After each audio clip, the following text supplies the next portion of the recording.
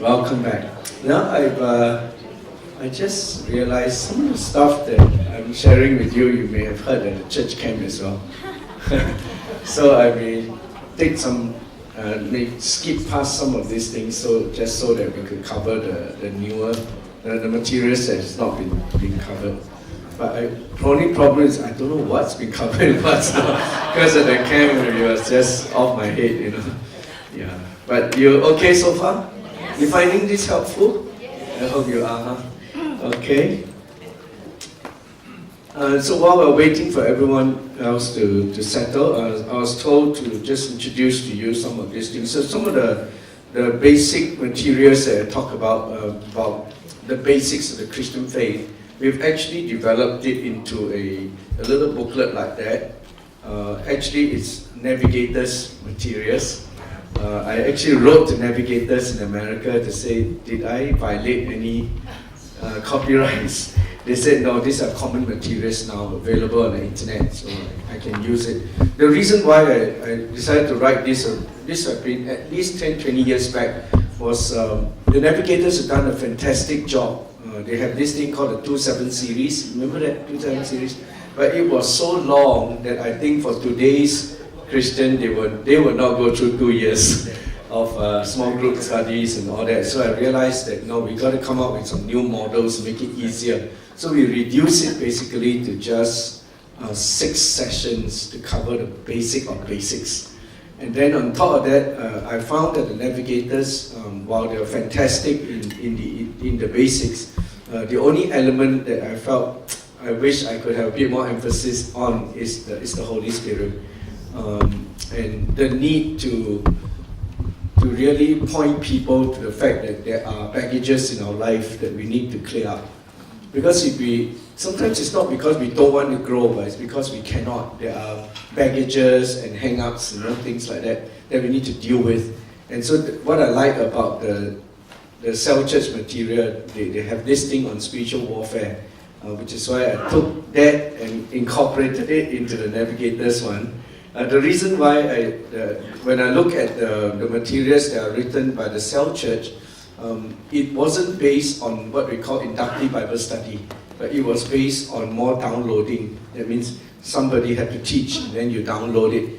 But the Navigators is good because of its inductive Bible study element. Because the inductive Bible study is actually a fantastic life skill that every Christian need to develop. Where you look at a passage of scripture and then you pull out the truth for yourself. Now it seems very like nothing, it's like, for God so loved the world, He gave His only begotten Son. Who does God love? Then it's like comprehension, God so loved the world, It seems like very mundane, but actually it's a skill. And by going through inductive Bible study, we learn to read a passage of scripture and pull out the truth for yourself. That in itself is an important skill for every believer to learn. If not, if we only have downloading, then what will happen is that Christian will probably end up having a hard time with their devotional life. Because all they know how to do is to listen to other people's thoughts about the passage. But they have not learned to pull out the truth for themselves. Do you understand what I'm saying? But once you develop that inductive Bible study skill, you can take any passage of scripture and see truth for yourself. And that's what having a quiet time becomes so meaningful. But if all we have to depend on is what other people tell us, then basically every time, once you don't have your daily bread or you don't have your everyday with Jesus, you say, oh, cannot do quiet time already. Why? You actually have the Bible, So that's where I find that we have to rewrite into an inductive Bible study format, just so that we are giving them, as part of the basics, the ability to read scripture for themselves. So that's the idea behind this. Then incorporate that with Holy Spirit, the encounters and things like that. So later on, I'm also convicted that if we really want to see solid, mature disciples, there's a need for the encounter weekend. As part of the whole journey of discipleship, the whole journey of mentoring, we need to have that encounter weekend. Because in the encounter weekend, the truth dropped from the head to the heart. And now they're not just convinced in the head because I study it, but now they're converted in the heart because they have an encounter with God. And that's what changes everything. So you go to Covenant, as a disciple-making church, their key thing that they emphasize is actually the weekend. It's the men's encounter, women's encounter.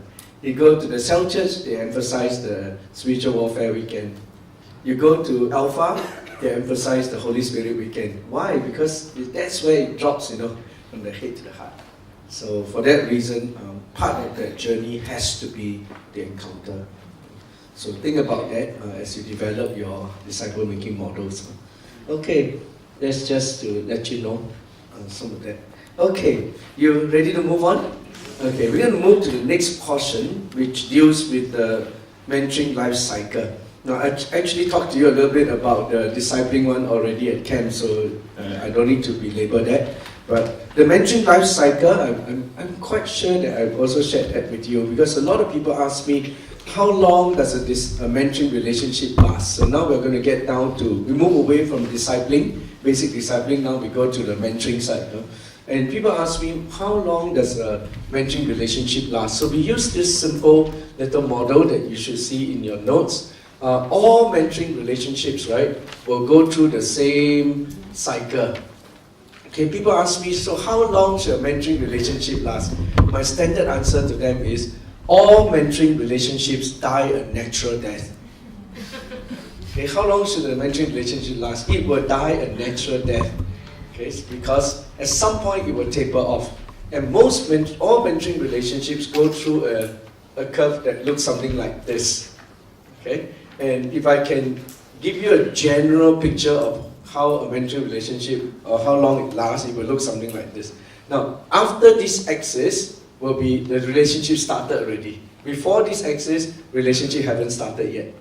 So, if someone comes to me, say Fuji comes to me and say, Master Benny, can you mentor me? My first response will, unless I already know or have a sensing of what to do, my first response will always be, if I feel like I want to explore this, then my first response will be, what about we meet up and let's have coffee together?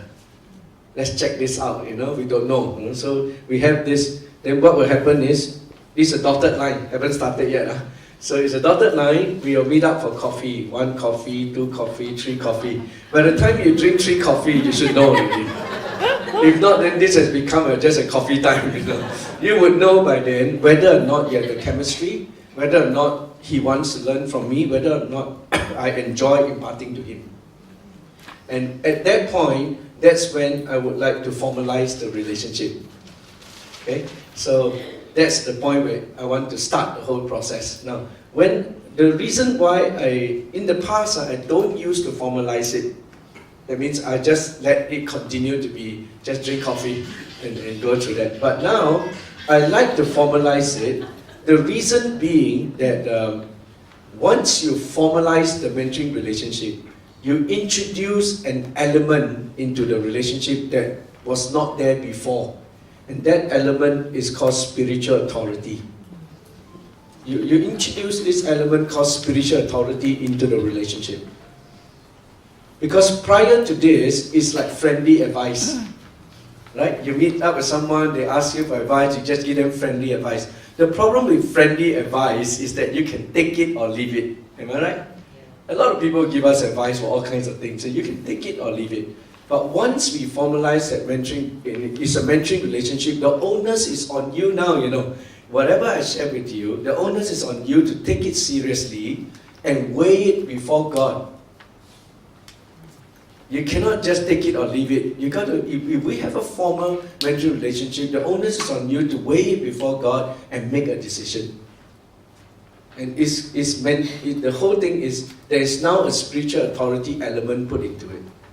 It's just like a lot of more mature Christians can tell you this, tell you that. But if your pastor tells you there's a spiritual authority, a relationship of spiritual authority that is there, and you have to take it seriously. Am I right to say that? Same idea here. You introduce spiritual authority. Now, of course, the mentor or even your pastor cannot tell you what to do in your life. End of the day, you have to go and consult the Lord. It's the Lord who helps us make those decisions. But you have to take it seriously because it's a mentoring relationship. Is that okay? So then at this point, I will ask a question like, And every word is carefully chosen. So you listen to the words I'm going to use. It gives a spirit behind it. I said, Fuji, would you give me the privilege of journeying with you through this season of your life? Every word is carefully chosen. Fuji, because personal. Okay. Would you give me the privilege? See, sometimes people think that, hey, if I want to mentor you, you're lucky, you know. Some people think like that. You know, that means we think we are a very big deal, you know, that, hey, I want to spend time with you, you're lucky, you understand? No, don't have that mentality. Your mentality should be, it's a privilege for me to be able to journey with you. Do you know what a privilege it is for someone to actually look to you and to allow you that privilege of speaking into their life? You cannot take it for granted, you know. It's a gift from God. So I say, would you give me the privilege of journeying with you? Because that's what mentoring is. Mentoring is not telling people what to do. Mentoring is journeying with somebody. I'm going on a pilgrimage with you now. It's a spiritual pilgrimage, we go together. And in that process, I'm just seeking to be your spiritual guide. I'm just guiding you through this process. So give me the privilege of journeying with you for this season of your life, meaning which I cannot assume that it's forever. It could be for a season. Then of course, at that point, he should say yes lah. It'll be very funny if he said no. Then what for I drink coffee with you all the time? You know? Obviously, it's already started actually, but now we're just formalizing it, that's all. So once you start, then we enter into phase 1 of the whole journey, the mentoring journey. Phase 1 is what I would call a definition phase. Okay, this is the phase where it's just a small portion of time. The reason is because here's where we define what are the mentoring issues. That means, why are we meeting for? What are the areas you want to grow in? I would like to define the frequency. How often should we meet? Who should call the meeting? How long should we meet? You know, where should we meet? We define some of these things so that our mentoring relationship becomes clear. So we define all this, then that's just a short time. Then after that, we enter into the main part, which is phase 2. Phase 2 is what we will call a development phase. In the development phase, this is where the mentor imparts. And this is where the mentoree actually gleans from the mentor. And this is where the growth, the interaction, the learning all takes place. And it's a big part of the whole journey. Does that make sense? Okay. Then at some point, it starts to taper off. Then you enter the phase 3. Phase 3 is what we call the departure phase. Okay, that means time to end already. It's tapering off. All mentoring relationships die a natural death. Okay, and it begins to taper off. Now at this, when will it taper off? We don't really know, but when it ends off, it can either end a positive death or it can end a negative death. Okay. Positive death means that maybe everything that we set out to do has already been achieved. You have already grown. Whatever I have to impart to you, I've done it. And you find that now it's no longer as helpful. Then maybe it's time to finish off. So it's a positive one. Okay. Negative one could be either there's a conflict situation, which can happen. There are times, there's one or two mentoring relationships I have where in the end it didn't turn out well because of conflict situation. I remember one time there was this young person that I was mentoring in a group setting, and then she lost her job, you know. So when she lost her job, I was very concerned. So I shared with the group, you know, about her need for a new job, hoping that they can help introduce. But she didn't give me permission to share. But I said it to the rest. She was so upset with it. It brought an end to our relationship. You know, because she felt that I betrayed confidence. And so we gotta be careful with stuff like that. I also make mistakes like through releasing a person too soon. You know, when a person is like become very anointed or something, and I was too fast to say go and fulfill your destiny, and then without actually journeying with him through that process. So in the end, that person actually went on to become very powerful in ministry, but without proper good foundation, and he ended up becoming a group that the Singapore government actually stepped in to stop. Remember years ago we had this group called the Army of God? Yeah, so the founder is actually someone I used to mentor from his younger days. But when he began to feel that God has given him the gift, of praying for the sick, and many people get healed. It's amazing, this young fella. He learned to play the piano without ever learning a single thing. He just learned to play by ear. And then next thing you know, he was ministering powerfully in music and healing and all these things. And I was too quick to release him and just let him go, and without actually journeying with him. So in the end, it went down a certain path. So moments like this, and it can die a negative death as a result. Does that make sense? So every mentoring relationship kind of go through this. So let's just give you a picture so that you can get an idea. So in this phase 1 is almost like, say, come and see. No. Come and follow. Yeah. This phase is where you say, come and see. Jesus said this, remember the disciples came to, two of them came to Jesus and said, where do you stay? Jesus said, come and see for yourself. So he was going through this discernment phase. Okay, this phase is discernment phase. You're trying to discern whether am I suited or not for a mentoring relationship. Then you come and see. Then he said, come and follow. Then the third phase, he said, come and learn. Okay, and this last phase, when it's time to end, sometimes I say, if it's negative, you say, go and die. No, if it's positive, you say, go and multiply. Okay, so that's the idea. It's go and multiply. So that's phase 4, go and multiply. And then you now go and mentor other people. So these are the phases of growth that we all go through. Now sometimes in frustration, you go and die. But you get the idea? Huh? So every mentoring relationship go through these 4 phases. Okay, questions, feedback, comments on this one? Are you clear? Yes, sir.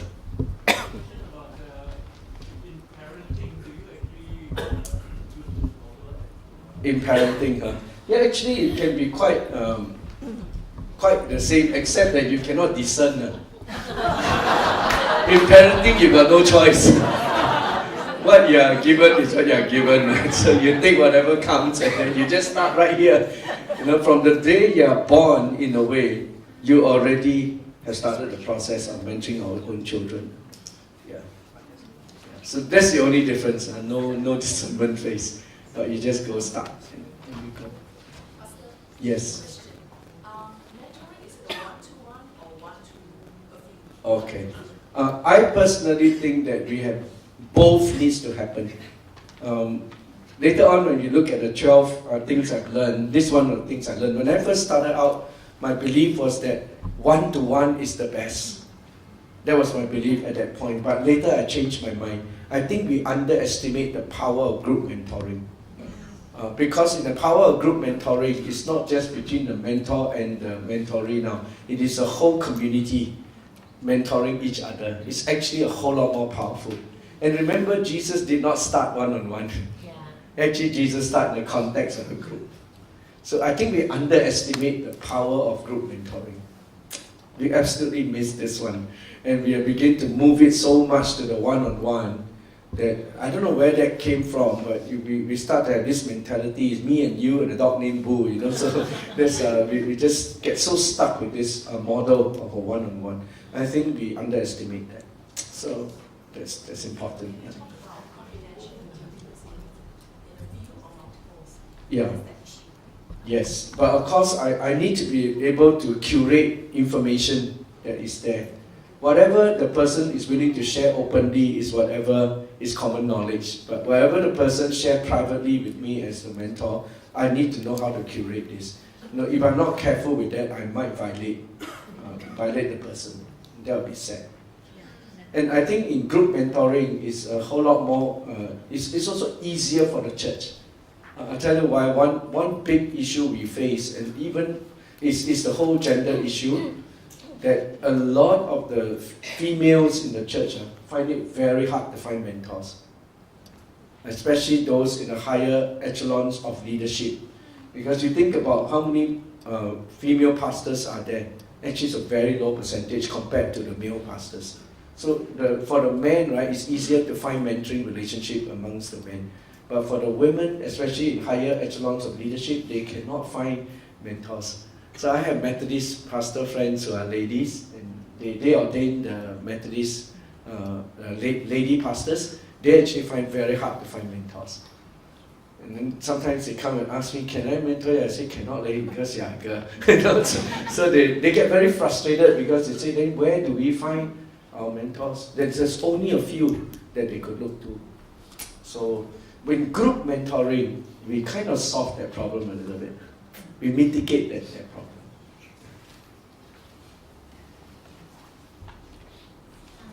Yes.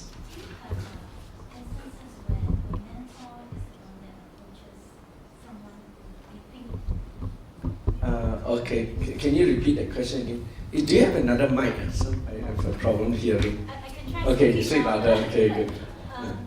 Like just now you gave an example, Fuji approached you. But how about, have you had instances where you approached? Oh yes. Yeah, I actually believe that for mentoring, right, both can happen.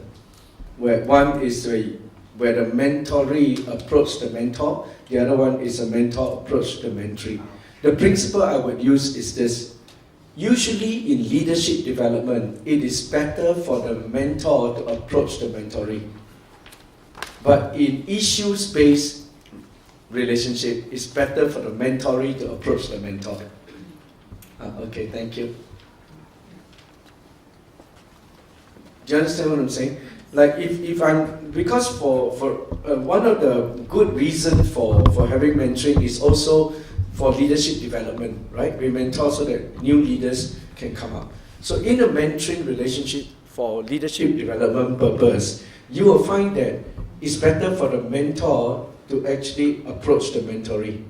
It's very strange for someone to come up to the pastor and say, Pastor, make me a leader. Make me a leader, mentor me. It doesn't work that way, you know. It's a whole lot easier for the pastors and the leaders to think through who they want to pick for leadership development. And then they pick in order to mentor them. Does that make sense? Remember how Elijah got Elijah? Elijah got Elisha? It was Elijah who went up to Elisha and threw a mantle on him. That's leadership transition. So it's better that the mentor picks the mentee. But in issues-related mentoring, it's a whole lot easier the other way around. So if I want to become a better father, it's easier for me because I know my mentoring need to go and look for someone that I believe is a good father. And then I approach that person and adopt him as my mentor. It's a whole lot easier. Then after that, the mentor don't need to keep chasing you, is it? Because you want it. Yeah, sometimes I struggle with that. You know, people, I want to grow in this and grow in that, but then I go and look for them, but actually they're not that hot about it. And then you find yourself chasing after them.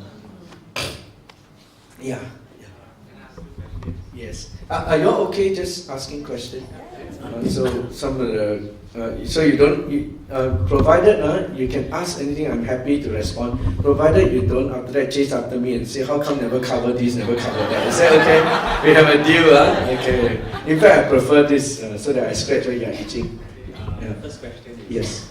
Society is changing very fast. Yes. So can you, is there challenges in the age gap?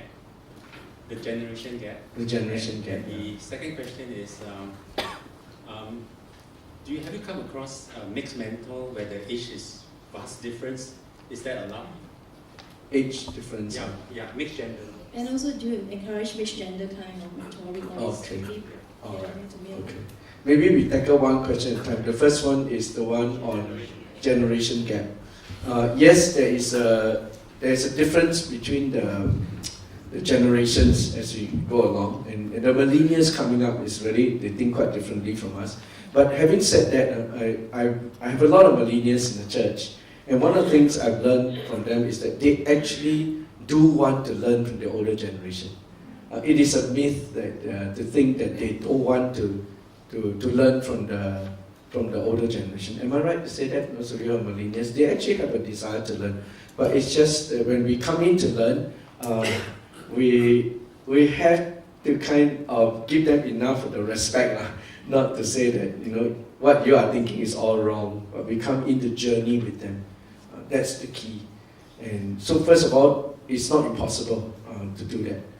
It's just that for us who are older, we need to have this mentality to come alongside them, rather than to say, okay, come and ask me, then I'll dispel wisdom to you. It doesn't work that way. It's really need to journey with them, side by side, rather than top down. It will work better that way. So that's one. And then I think for us older generation, it'll be good for us to kind of read up a bit about how the millennials think, so that we can then do a better job in relating to them. So I think that's something that we can do to mitigate this situation. Okay, the second question you asked was regards to mixed gender. In a group setting, I think you can have mixed gender mentoring. But in a one-on-one intensive mentoring, when we talk about when it's one-on-one, I would say no, you don't go on a one-on-one mixed gender mentoring. For a simple reason that you put yourself at risk. Yeah. We do put ourselves at risk.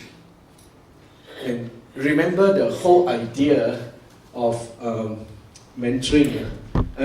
Remember what caused problems is that it takes two things to make bonding happen. What we don't want to have is when you have a mentor who's a guy, and then you have a mentoree that's a girl, or mentee that's a girl, and then what you don't want to have is this thing called bonding. You have to bond in order to get deep into each other's life. But the problem with bonding is that bonding always head towards one direction. Okay, that's the way that we are wired. So we better not take the risk. Okay, I know when I look across this hall, there are so many wonderful people here. The last thing you want to do is to get yourself into a bad situation. But you cannot trust yourself too much. It's better to be safe than sorry. So the problem with bonding is this. We start out, right, the distance is quite apart. That's how we relate. When I first get to know you first get to know me, there's a long emotional distance between us, right? And then over time, we get closer. And then over time, we get even closer. Then we get even closer, and it's like a triangle. At some point, you have to meet one. And how do you meet? Consummation, they call it. Really, seriously, this is how man and woman is wired. So we end up, some point, you feel like you've got so close emotionally, it can only be expressed one way. It's got to be expressed through consummation. That's where the danger is. And then you find that after that, you struggle. That's how a lot of young people also, they start their relationship too early. And then they got many, many years to go and finish before they can end up in marriage. They got, like you're trying to finish a 3-year course in 6 years. Then before you could graduate, you already feel like graduating. And then you end up with this strange triangle that's going up like that. And then along the way you touch and go, touch and go, touch and go. And that's when they end up in a lot of guilt. Now the same in a mentoring situation, you just get emotionally very close and the bonding can happen and it's dangerous. So we rather not have it. And remember, you need two things for bonding to happen. One is frequency. That means it must happen frequently enough. The other is intensity. That when they meet, they talk intensely about deep stuff, which is what mentoring does. So guess what? You put these two, it's like two hands coming together, sure make a noise. You will clap. So it's better not to have this risk. Is that okay? And I'm sure Pastor will set that as a something that you don't want to go there. It's a boundary that you set. Okay. I hope I answered your question. So better safe than sorry. Yeah, please. Pastor Benny, I have a question about the critical skills needed to be a mentor. Because earlier you shared that discipleship is almost like a prerequisite to be a good mentor. And discipleship is about teaching basics. And therefore is teaching, especially being able to teach scriptures, becomes a critical must-have skill. That's one. The second skill that I thought would be quite important is conflict resolution skill.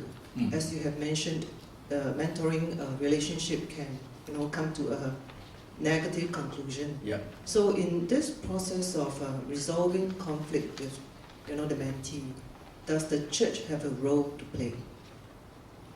Yeah. When mentoring relationships go sour, yeah, definitely. First of all, let me just make sure I get myself clear. You know the part about the discipler's role? Now, as you can see, there's a whole spectrum of mentors. And all of us, because we are talking here about spiritual mentoring, right? So therefore, all of us should be rooted in Scripture, so that we can mentor, we keep our mentoring relationship fiercely biblical. So that's the idea. So therefore, in that sense, you are right in saying that we should all be grounded in the Scriptures and able to impart that.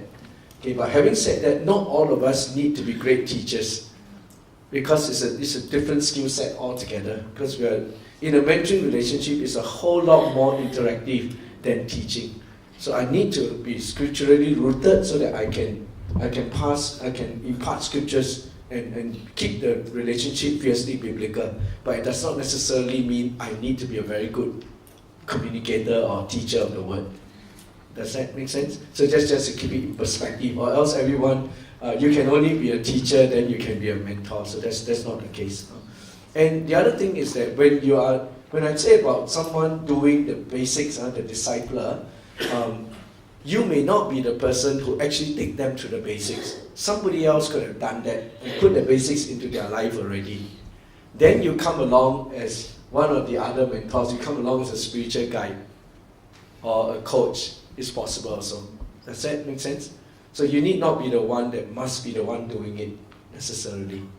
You could have come in at another season of their life when they already got the basics, you see. But having said that, whoever we are journeying with, whether as a coach or marriage mentor or whatever, you still have to bring them back to basics. Because one thing I've learned over the years is that you can be an old-time Christian, you sit in the church for 30 years, it doesn't, when it comes to the basics of the Christian faith, it doesn't get any easier. You can even be a pastor and still struggle in having a meaningful, consistent, quiet time. You still can have a problem with being consistent with the intake of God's word and having a consistent prayer life. Am I right to say that? You can be an elder, you can be a pastor and still struggle with the basics. So again and again, in our mentoring situation, we bring people back to the basics. That's one thing I learned a lot from Edmund Chan. He walks with pastors and he still, every now and then, still put his finger in this area of our life. How are you doing? Share with me what's your quiet time. And then you that means never do. No need to say, are you doing your quiet? No need, just say, hey, what about you share something from your quiet time? And then the guy struggles, never do. Does that make sense? We bring each other constantly back to the basics. That's the reality. Yeah. So you're asking conflict resolution. So definitely, if there is a conflict situation, the church can step in if you escalate it. If you escalate it to the leadership will of course have to step in to mediate or to help you arbitrate the whole thing. Yeah, for sure. And anyway, as leaders, it's fantastic if all of us can learn some basic conflict resolution skills. We all need that. One of the more when I became senior pastor, I realized that my main role as a senior pastor is conflict resolution. There are always issues, within the church, and I have to be skilled in this area, or else there will be many fractures going on in the body of Christ. So we need that, desperately need that. It's good leadership skill to develop. Yes, yes, ma'am. Question about mixing people of different spiritual stages together in a group. Is it a good idea? clarity. Personally, I think it is better if you keep that to the cell group. Keep that to the cell group, because let me explain what I mean by this so that you understand. See, there are 3 functions in the church that is very key. One of them is shepherding. The other is equipping. Then the third is mentoring. I think it's good to kind of separate the 3 so that there is clarity in our thinking. Shepherding is something that happens. The best vehicle for shepherding to me is the cell group. You agree?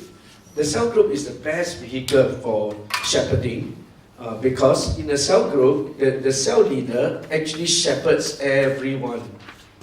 Okay, so all these are the cell members, and his job is to shepherd all of them. Okay, but you and I know people join a cell group for all kinds of reasons, ranging from it's nearest to my house to the supper there is the best. So people join a cell group for all kinds of reasons. Okay, and therefore there will be all kinds of spiritual levels inside the cell group, ranging from the very on fire to the 6:30. They are all there. But the job of the cell leader is to look after all of them. He has to shepherd all of them.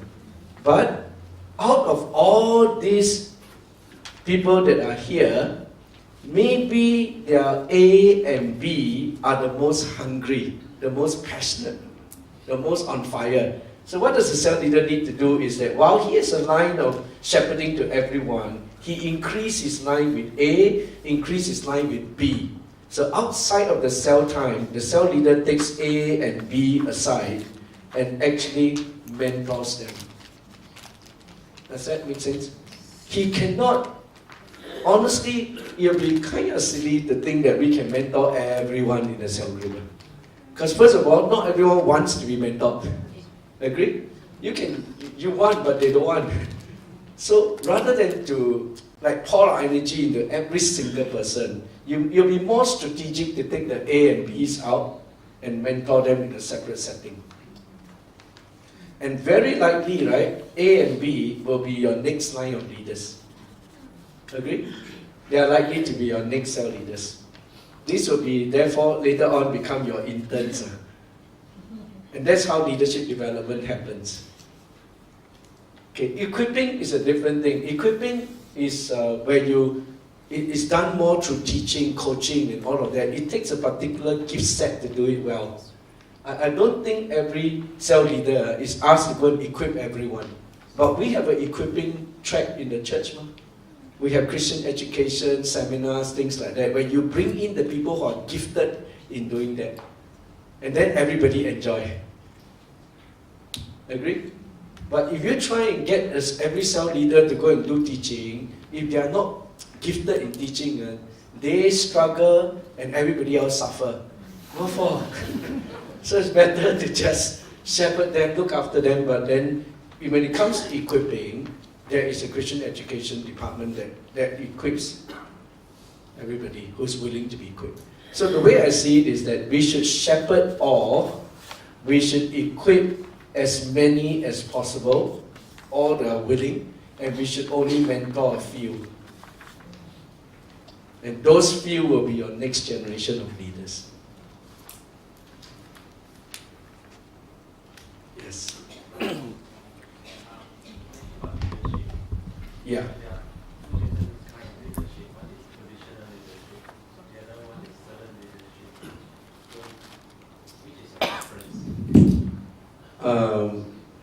You're talking about the 2 different kinds of leadership. One is more traditional, the other is more servant leadership. Well, the only kind of leadership we know biblically will be servant leadership. Yeah, but I understand what you're saying. What you're saying, the traditional way is the hierarchical way. That, I tell you jump, you jump, kind of. So there is that I understand. But I think everybody should be servant leaders. And that's what we're hoping to develop.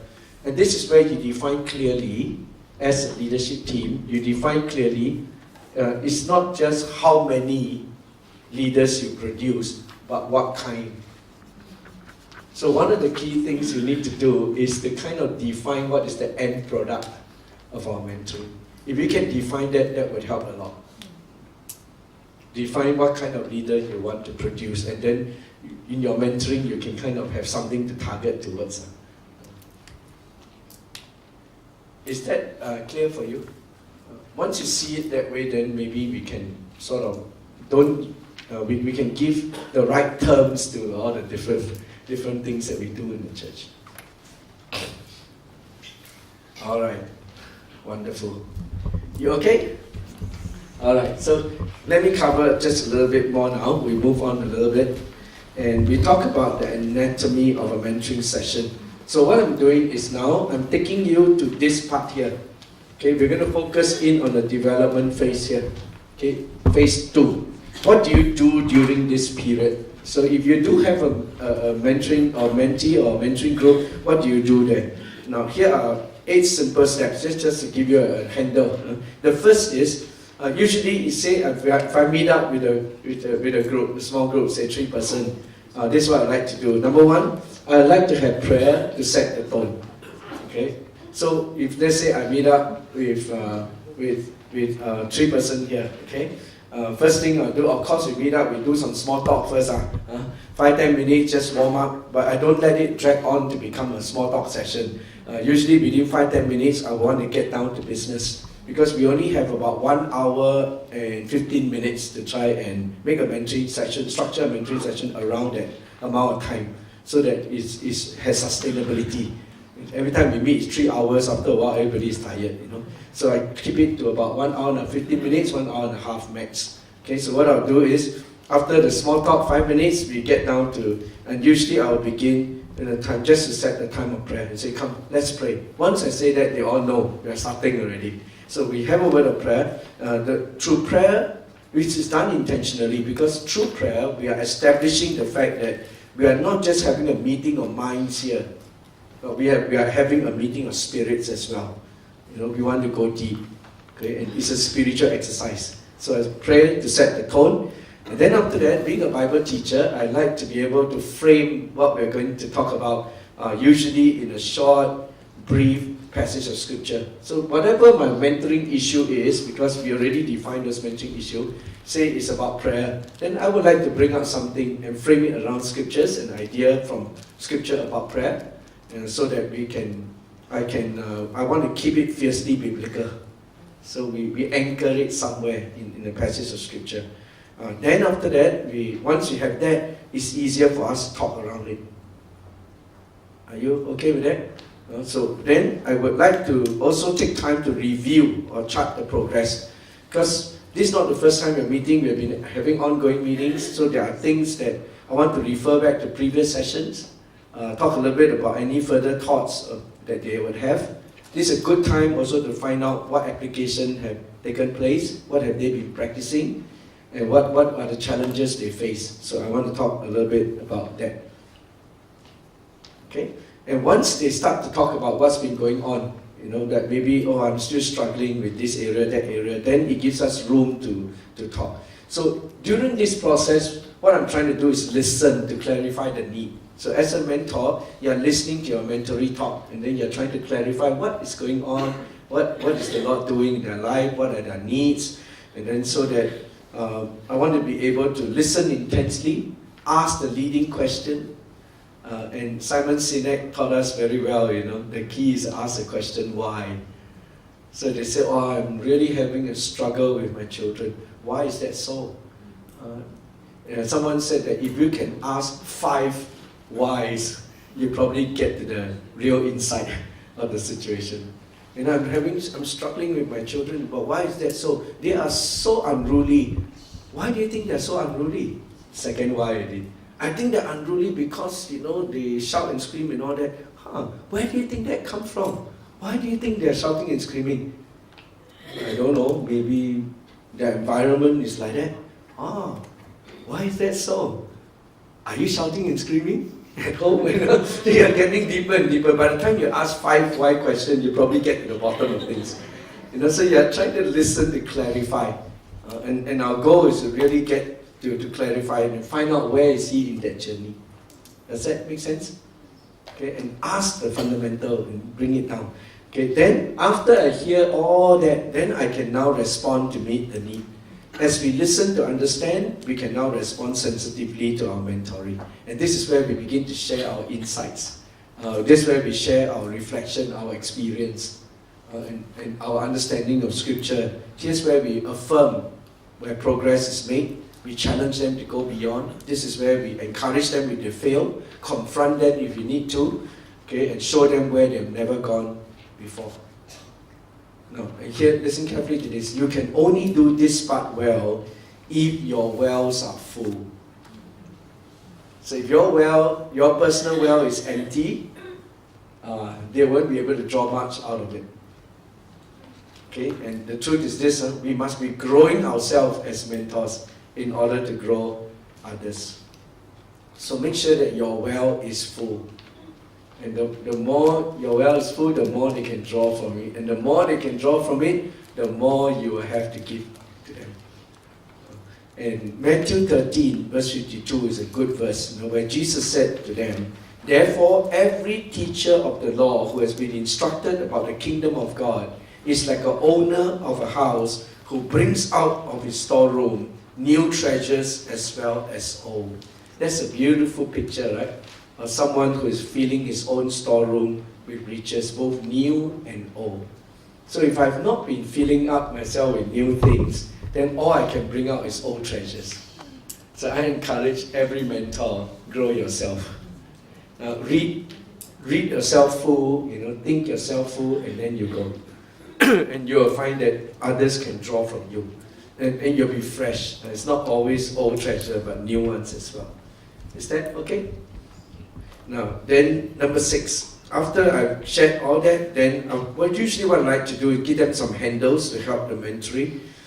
Usually when I go for a mentoring session, I already go there armed with something. I'm armed myself with 1 or 2 things that I want to pass on to them. Okay, I would have read up something about the subject or have given some reflection, and here are 3 points I'd like to give to them. And usually I will end up doing that. Okay, give them some handles. And here's where I want to encourage every one of you who wants to become mentors, please develop the habit of reading and reading and reading. Every leader must be a reader. If we don't read, we got nothing new to actually pass to others.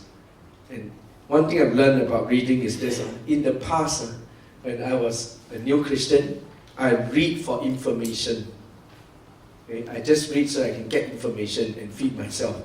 Later on, when I became a preacher, I read not just for information, I read for inspiration, so that I can be inspired to go and preach. But when I became a mentor, I now don't just read for information or inspiration, I read for integration. I read to integrate. Okay, what I mean is this. Whatever I read, right, what I try to do is I glean from the author. Okay, then I integrate it with all my past knowledge, integrate it with my own experience and my own journey. And then I integrate all that together so that I can come up with principles and ideas that I can pass on to others. Does that make sense? Okay, so I'm not just reading for information, because sometimes what we do is that we just read for information and then we extract what, say, John Maxwell say, and then we just take what he say, lock, stock and barrel, and then we just pass it on to whoever.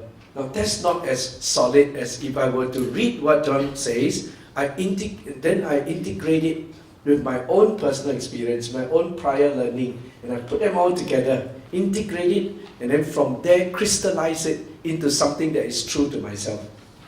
So when you impart that to them, people can tell it is not just second-hand knowledge. It is something that you have reflected on and something that is real to you, and it becomes a whole lot richer. I hope I'm making sense. So you don't read just for information or inspiration, you read for integration. You integrate things together. And the truth is this, we live in a information world today. Lots of information on the internet. You want to know anything, just key in a word, you can get all the information. The problem is that we got so much information, we don't know how to crystallize it. We have information overload, in fact. Is that true? So people appreciate it when as mentors, we could take those information and crystallize it, bring it to its irreducible minimum, then you pass it on. It's very rich as a result. Is that okay? And that's why we have a whole industry called information management, right? Information management. All they do is take all the information out there and integrate it, and then in the end come up with 3 things, and that's it. So these are things that as mentors we can do, then we can pass on. Now, the key is this. In order to do that, you need to think. You need time to reflect. And the best mentors I know are those who are reflective. They have taken time to think and to integrate knowledge. Those are the best. So I would encourage you to develop that. One thing I learned from Edmund Chan is this, to have a think time every week. Yeah, that's what they do. They have think time every week. So I actually give all of my staff, pastoral staff, 4 hours of think time every week. So every Wednesday morning, they can take 4 hours off and go and think. Because we have not been giving enough time to think, you agree? We just kind of read and then pass on, read and then pass on. But we need time to think, process it. Okay, so I encourage you to do that. Take time to read and integrate. Now, things like this don't come out of thin air. You need time to go and think, and then you finally crystallize it and say, okay, these are 3 functions that we look at in church. So it takes time to think. So that's what I do. I try to then give them handles to help the mentoring. Number 7, then I project the map, the next step. The final thing I want to do is to just map something out for our next meeting. So that the next meeting, I think we can talk about this. I think we can follow up on that. Okay? So work through those things. And then finally, I just pray to close the session. Okay, again, to remind each other that we have met spirit to spirit. We also pray in order to demonstrate that we care for each other. So not only do I pray for him, I ask him to pray for me also, so that it is mutual. So those are 8 simple things. Does that give you a picture of what a mentoring session can look like? It will take about an hour and a half, I think. It will be a very good time frame to do this. Okay, good. You think you can do it?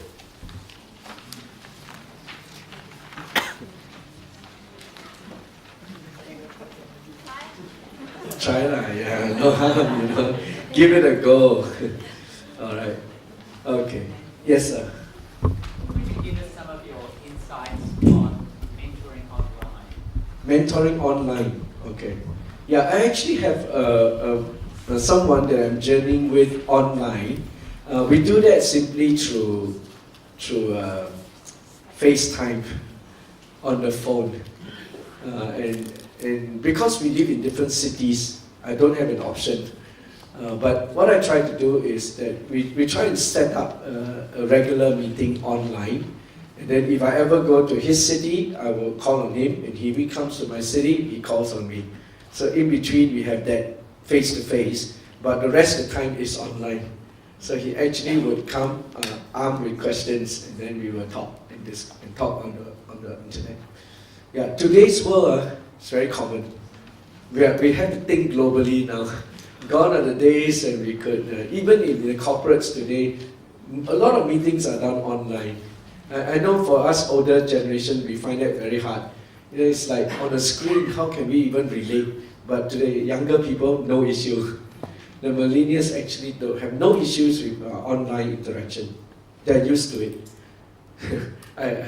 And I'm also learning to catch up with that. Because if not, then you'll be very limited. So sometimes we do even through email. So they actually send questions on email and then we just interact over emails. Yeah. It's amazing, but it can work. I actually think it can work. But we do need those face-to-face as well. Hopefully, at least a couple of times a year. Keep the relationship going. Yes. How do you deal with people who want you to mentor them, but the reason why they want you to mentor because they have friends who got mentoring. Yeah. So, but their lives are not open. That means they will tell you what that you need to hear, but there are some things that they keep, and they lie also. They will lie to you. Sure. So how are you going to solve this problem? Well, that's the reason why we have this phase here, called the discernment phase. And that's the part where if you need to be able to discern whether that's a mentoring relationship you should pick up. Yeah. And here's the thing, I believe that there are different ones of us have a different calling. You know, for example, there are some people who really specialize in mentoring people like that, you know, troubled people. It takes a calling, and there are some people like that. They have that wiring to actually spend time with broken people and actually minister to them, and very patiently, evolutionarily, they brought them to a place of health. And so I don't want to just say, just like that, oh, people like that are not ready for mentoring, cut them off. No, I think there are some people who are called to do that. And they will do it willingly, happily, and find great joy in seeing broken people get mended. But there are some of us here who are called to mentor leaders.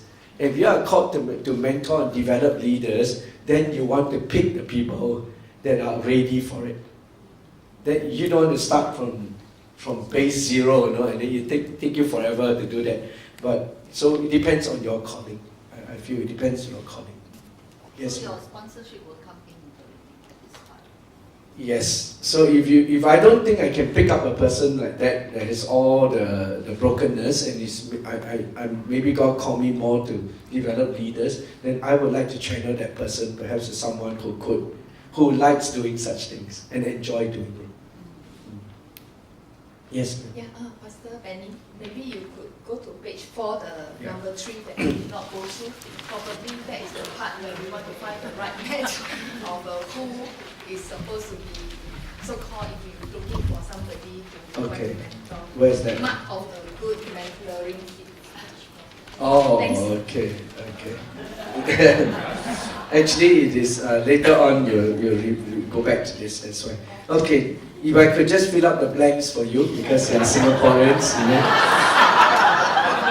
If you don't fill up every blank, you didn't get your money's worth, right? Yeah, okay, make sure that you get. Okay. Those 3 C's are this basically. Number 1, there is a chemistry that is natural. Because the truth is this, in mentoring, it's not physics, it's not biology, it's chemistry. It's all about chemistry. I must like you, you must like me. You know, if I don't even like you, you don't even like me, then really it's going to be an uphill task. So I must be able to enjoy meeting up with you, and then you enjoy learning from me. If we don't, it'll be a very difficult situation. Okay, so that's number 1. Chemistry that is natural. 2, once there's a chemistry, then the communication will be open. Because I can't get deep into your life if you don't open up your life to me. So communication must be open. There is authenticity. If I struggle, I tell you. If I'm breaking through, I tell you. So there's this openness in communication. And then number 3 is a commitment that is steadfast. Because it's easy to start, but you need to be able to carry it through. So you've got to have that commitment and the intentionality to say that I'm going to journey with you through this process. Now, what I typically do is that while it's true that all mentoring relationships die a natural death, it is still good to set a time frame. Yeah, I will still say, why don't can I journey with you for the next 1 year, and then we review at the end of the 1 year. The reason is because we must give ourselves a chance to review whether, number 1, is this helpful, or is there something we need to change? Yeah, so give yourself a chance to review. And sometimes you feel very, very paiseh, you know, to bring it up. If you think that something needs to change, or it's too frequent, or something like that. So you give yourself the opportunity by saying, we will review at the end of 1 year, or something like that. And that gives you the chance to bring it up. Yes, ma'am. In the feedback form, I noticed in question 5 that we are asked to indicate whether we are interested to be a mentor in these areas: marriage, parenting, leadership, work and career. So I'm just wondering, do we have to be a so-called domain expert, or at least experience, or at least have that position, to be able to take on that mentoring role? That's the first question. Second question is, in the area of work and career, how does mentoring look like? Let's deal with the first one first. Do you need to be a domain expert? I don't think you need to be an expert, but you need to be a few steps ahead, or at least have been through that journey. If not, it doesn't make sense. So because it's already been structured such that there is the mentoring, in other words, the mentoring issue is already defined for you. It's marriage or it's career. The mentoring issues are defined. Then you need to be someone who is in that arena to be able to engage with the younger people that may want to learn from you. So yes, there is a need for you to, not necessarily an expert, but a few steps ahead. I think that would be helpful. Then the other question you asked is, work. In the work situation, actually a lot of mentoring is going on. A lot of it is going on. And I would say the same principles actually apply over in work mentoring. But are we talking about fellow Christians in the workplace? I don't think it's necessarily, in a work situation, it's very skill-based. So I would say you'll be mentoring people in terms of, number one, principles. See, what are the principles that govern that particular industry? So these are good principles you have to maintain. So you are mentoring them in that area. Number two is practice. What are the best practices in that industry? And then you are mentoring them in that best practice. The third, which is an important one that I think sometimes people don't deal with, is the posture. The posture of the heart. You can be a lawyer, but what's the posture of the heart that will make you an excellent lawyer?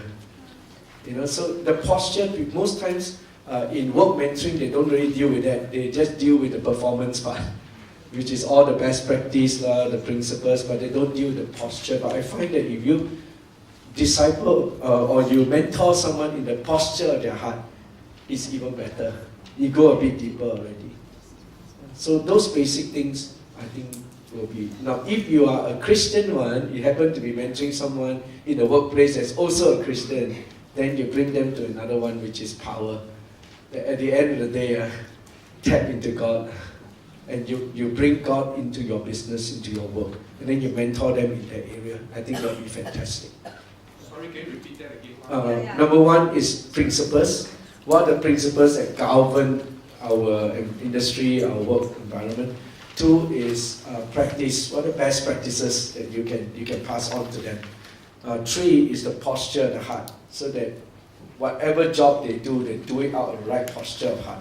And then number four, if they are Christian, bring them to the power base. That even in our workplace, God is involved in our work. So you bring them in that area. I think that would be fantastic. Posture can be attitude. Attitude, yeah. It's all about the attitude, the posture of heart. And of course, when you deal with that, then it's all about values already. Yeah. So principles and values, and all this kind of thing will be helpful. Wonderful. Thank you for asking the question. It helped me to focus in on where you are itching. Okay. I hope I'm scratching where you are itching. Very good. Okay? Yes, sir. Ask you a question. Yeah. So we go through mentoring session. Let's say you come. How do you handle if you cannot clarify his needs? You don't know how to meet his needs, respond to his needs, and the handles that you prepared doesn't come appropriate. You prepare so hard, but then and then you don't know what step to go forward. How do you handle it? In these scenarios, the mentor is also just as blur.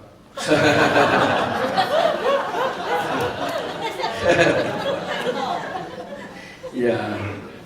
Well, in a one-on-one situation, that can happen because nobody is there to help you. That's it. But I think that even in those kind of situations, we can be very, very authentic about it. So if I find that it's out of my depth already, then I become a referrer. So part of my role, because remember, mentoring is about identifying and facilitating the work of God in the mentee's life. So because that is the case, sometimes I can identify a need in that person's life that is way beyond my capacity to deal with. You understand what I'm saying? That this is out of my depth. Now, it's okay, because as a mentor, I can very authentically tell you that, I think this is an area which I think I will need to refer you to so and so. There are cases where you find that if they require professional help already, then it's our job to refer. And as a mentor, you facilitate that. That in itself is helping them. So also the group mentor will help, right? Yes. Yeah, but in a situation where it is really one-on-one already, then I think we can play the role of being a referrer. Sometimes you have to refer upwards and allow them to receive help at another level that you are not wired to do. Totally okay with that. And then in that way, we don't try to, the important thing is this, be authentic about it. Don't try and smoke your way through. Don't smoke your way through something like that, because you're dealing with people's life, Can you give some example of the referral? Yeah, because there are cases where we found that they actually require professional counseling or something like that. And we are not trained to do it, we should refer. I would refer it. So depending on what comes up in the mentoring situation. And sometimes I make use of other mentors. Like I have a group of pastors that I journey with, and what I'll try to do is I bring in some of my mentors into the picture and get them to also contribute into the lives of the pastors. Totally okay also. So every year I host a retreat for all these pastors, we come. But instead of me doing all the imparting, I bring in my mentors so that they can vicariously receive from others. Yeah, why not? We could do that. I hope that answers your question. So we can definitely just listen. Listening, we all can. We all can listen. You listen intensely, you'll be able to hear what the problem is. And then you ask the leading question, you will get to it. And once you realize that, it's an area out of my league, better refer. Totally okay. The same way as I tell cell leaders, by the way, if you are a cell leader, sometimes we wonder, wow, the cell leader's job is very tough. I got to look after all this whole bunch of jokers, very, very tough. But I try to encourage my cell leaders and help them to see that actually your role is not to try and do everything for everybody. Your role is really quite simple. You are a discipler, okay? But when you disciple them, you don't have to do everything yourself. You should make use of the infrastructures in the church to do it. I don't have to be the best teacher. There is a Christian education department there, that where all your best teachers are. And my job as a discipler is to give all my cell leaders, our cell members, a push in the right direction. Like, let's say I look at A, I think that he hasn't got his basics in place yet. I should push him towards the foundation class. So as a cell leader, because I know all of them well, I push them in the right direction. I could look at B and say that it's time for him to start serving, but he hasn't served yet. So it's my job to discern, what do you think this guy is good at? And then I push him in the right direction and say, maybe it's time for you to serve in this area, that area. Does that make sense? So his job is actually to give people a nudge in the right direction. That's all you do.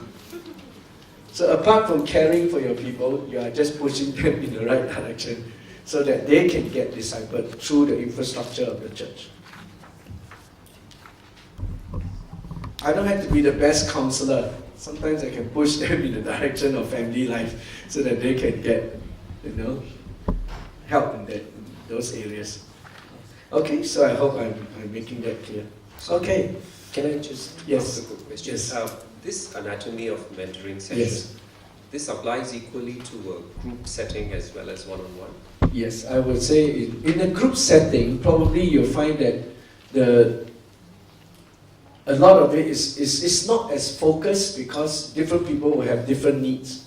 So you need to be able to manage that. So in a group setting, I find that when it gets too big, it loses its impact. I would say maximum 1 is 1 to 1, 1 to 2, 1 to 3. It's just about as good as it comes. To go beyond that number, it takes skill.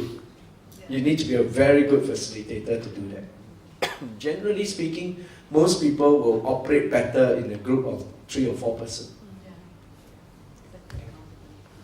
Or else you'll be all over the place. It's quite challenging to go beyond that. Once you go beyond 4, it tends to become a bit more, the mentor ends up having to set the direction, or else you'll be all over the place. But when it's 2 or 3, you can still allow the mentees to actually create that flow, because it's small enough to manage. Alright, so if I can just quickly fill up your blanks, because if not later you'll come after me. So the next portion is, okay, the five practices of effective mentors. So this is quite easy. Just number 1, practice mentoring personally. Now if you want to build a mentoring culture in the church, then I would say that from the top down, this would be the principles. Practice mentoring personally. From the senior pastor all the way down, we are all involved in a mentoring relationship. At least up to the zone supervisor's level, you need to be practicing mentoring personally. That means you are mentoring someone. So we set as a goal for our church that all cell leaders and above must be in a mentoring relationship. Okay, later I'll talk to you about that. Okay, number 1. Number 2, you prioritize mentoring intentionally, meaning which somewhere in your calendar you must give space for mentoring to happen. Somewhere in your calendaring, it must be there. Right? Until you actually make time for it, it's not a priority. Agree? So somewhere it has to come in. Number 3, you persevere in mentoring a few persistently. Okay, just keep on mentoring a few, and then you see what happens. Okay, number 4, you plan to mentor towards mastering life's transition purposefully. Now, what I've discovered over the years in looking at mentoring is this, the time when people are most open to being mentored is at a transition point of their life. Those are the moments when they feel most open to be mentored. That would include from a school to your university. Right? From the time they leave high school to go into university, is a very good transition point, and they are very open to be mentored because they are about to enter into a course of study that will set them up, for the future. So they will love people coming in. Let's say if I'm studying accountancy, I want to learn from another accountant. What is it like to be an accountant? That's a very good time to bring them into mentoring relationship. Then, for example, from uni, they come out to work. Another big transition. They would love to have mentors come in at that point. Then we have, from a working life, they get married. That's a huge transition point. Very good point. When they have their first child, another transition point. Moments like that, you go in to offer mentoring, people are usually open. Is that okay? Yes. Another one, big one that we miss often is when they finish work and they start to retire. That is a huge transition point. And if we don't come in and actually guide retirees into what to do with their life after that, they will end up just playing golf and going cruising. And that will be so sad, because that's the best time of their life. And today people live a whole lot longer. Yeah. You're not going to finish at 65, you're likely to finish at 95. So if that is the case, you've got 30 good years to give yourself. So if we don't mentor them during that period to use their life effectively, what a waste. 30 years of their best time of their life almost. At least up to 80, you can really do well. Within 65 to 80, you got so much energy, so much experience, so much resources. That's the best time to mentor others. So if we don't guide them and walk with them through that season, it's such a waste. Everybody just end up cruising, one cruise to the next cruise. After that, make one cycle, come back, go Europe again, So just go round and round. So sad. That is not the purpose of life. So please, go ahead and have your cruises. Go ahead and do that. But at the same time, make use of that beautiful season of your life. So somebody has to come alongside and help them, give them perspective in this area.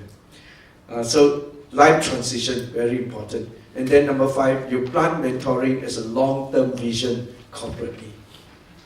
Somewhere in your vision, somewhere in your disciple-making processes, mentoring must be featured. Then people will know you take it seriously. It's got to be there somewhere.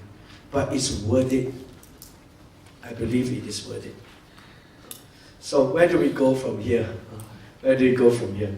Now that I hope by this time, after all that pastors were talking about from the church camp until now, your desire to be involved in mentoring would have been stirred up. I hope. By this time, all of us should have that conviction that say, yes, this is one thing I can do. I can impart myself to the next generation. I remember my discipler, Dwight Hill, just before I left to go to Perth, he was going back to America because his grandchildren are asking for him. So he's going back to America. I'm about to leave for Perth. We met for one last time, face to face. And then he told me this, and never forget. He says, Benny, when you get to Perth, don't start a discipleship program. I said, then what do you want me to do? Because I'm going to Perth for that primary reason is to get discipling going from that church. He says, don't start a discipling program, but you take a few good men. He says, when you get to Perth, find yourself a few good men, pour your life into them, and then you will start a movement. And I think he's absolutely right. Because if I've gone to Perth and just start a discipleship program, it will have no traction, you know. So he said, find a few good men, then you pour your life into them. And then you see, it will become a movement. And I think that's the first thing I did. I went to Perth, first thing I do, look for a few good people. And we started a mentoring group, and it goes from there.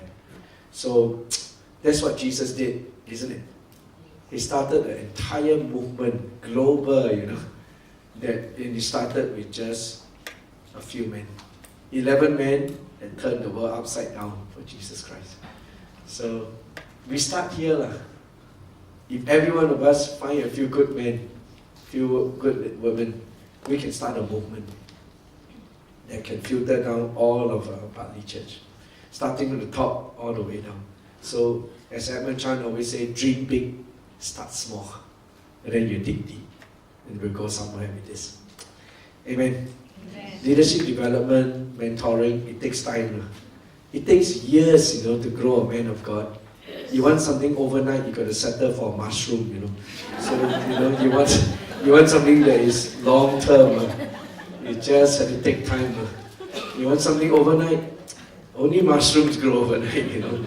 So what I'm saying is that we all need the foresight to catch the vision of people development. So don't just engage in the ministry, but we empower the next generation, so that generations after generations of leaders will continue to rise in this beautiful church. The Chinese people have a saying, you know, you want something for a year, plant grain. You want something for a decade, you plant trees. You want something for a century, you plant people. So we just take a few good men, develop them, and see what happens. Amen. So may you continue to grow in that area of mentoring. Praise God. Yes, sir. And can I just ask, now that we've got all of us excited about mentoring, Okay. Where do you start? In your experience, how did you start, and what are lessons that you've learned in avoiding pitfalls in starting up? Okay. Maybe I can just answer the first question, where do we start? I'm going to maybe now just quickly share with you from in our congregation, our experience in what we try to do. Now what has happened is that with the pitfalls, I'll come back to that later, but what we have done is that in our church structure, I recognize that mentoring is mainly, I bring in mentoring primarily for leadership development. Okay, I use that as my primary focus.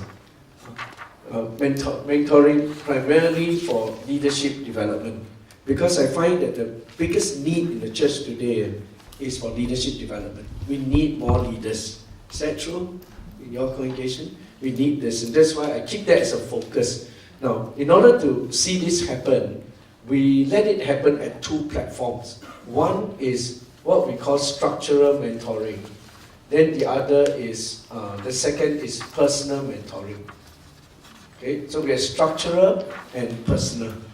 Now, how it happens structurally is this. We follow the structure of the church.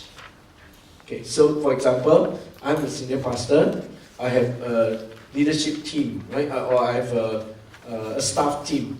Okay, say for example, I have my zone, my Chinese church, the Chinese zone. I have the adult family zone. I have the youth zone or young adult zone, etc., etc. So we have all this, okay, children's zone, all this.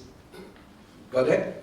No. Each one of them have a pastor. So you have my adult zone pastor, young adult zone pastor, etc. So my job is to meet with this group. And because all of them are full-time, in our situation, all of them are full-time, we were able then to meet, as a group, we can meet. Of course, I have my regular weekly meetings with them, okay? But I also have a monthly meeting which is for mentoring purposes. This one is more like for business meeting, but this is more for mentoring purposes. Then I also have my one-on-one with different ones of them. The reason being that they are my staff, so I need to look after them. So there is these three things going on with them. And then let's say, for example, I take my adult zone pastor as an example. His job is to meet with his zone supervisors. Okay, these are, now for this, they meet once a month. Okay, once a month. Now listen carefully to this so they don't miss this. Now for me to meet these guys, weekly, monthly, whatever, no problem. Because they are all full-time people. You can meet anytime. But when it comes down to this next level, when the zone pastor meets the zone soup, it becomes more challenging. Because all of them are working. They are lay people who are working, right? So I find that one of the things we have to grapple with is time. Everybody desires to have it, but time is a big problem. So how we resolve this is by saying that as a zone supervisor, their job is to go and visit the cells, right? And to provide mentoring to the cell leaders. So because they have to go and meet the cell, that's already one night taken. Let's say on a Friday night, they have to go and visit cells. So we tell them, once a month on a Friday night, you need not go and visit the cell. You just go and meet with your zone pastor. Are you with me? So no additional night taken. That night is already set aside to go visit cell, but instead of going to visit cell, you go and talk to let the zone pastor spend time with you in the mentoring situation. So no additional night taken. Then once a month, the zone supervisor meets with because he's got, say, each one I try to give them, we try our best to just do 3 cell groups. Every zone supervisor do 3, maximum 5, but aim towards 3. So his job once a month is to go and meet the cell leaders. When do they do that? Also once a month on a Friday night, which is a cell night. So once a month, the cell leader don't lead the cell. He passes it to the intern to go and do it. Then he takes that time to go and meet his zone supervisor. Are you with me? And what I found is that for me to meet this group, no problem. They all love it. Let's meet, let's meet. For this group to meet together, also no problem.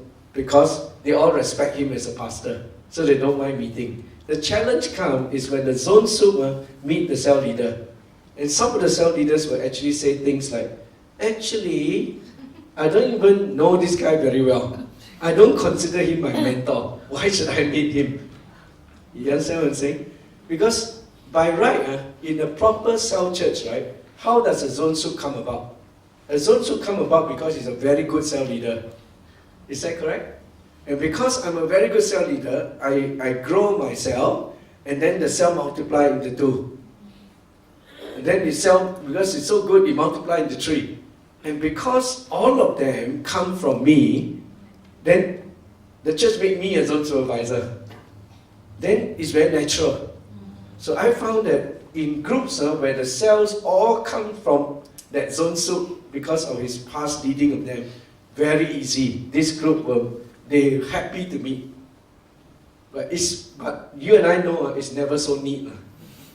Most of our zone soup don't become zone soup because they multiply all the cells. Most of the time they got parachute in from somewhere.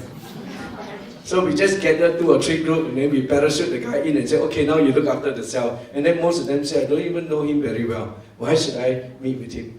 Then I went to them, when he first started, they complained like mad. Then I went to all the cell leaders and said, please, give Pastor face, just meet, just meet. So I make them meet, I say, you give me 3 months, 6 months, you'll see the effect. And then they have no choice, so they meet. And then when they meet, that's when the power of group mentoring comes in. Because they actually begin to learn from each other.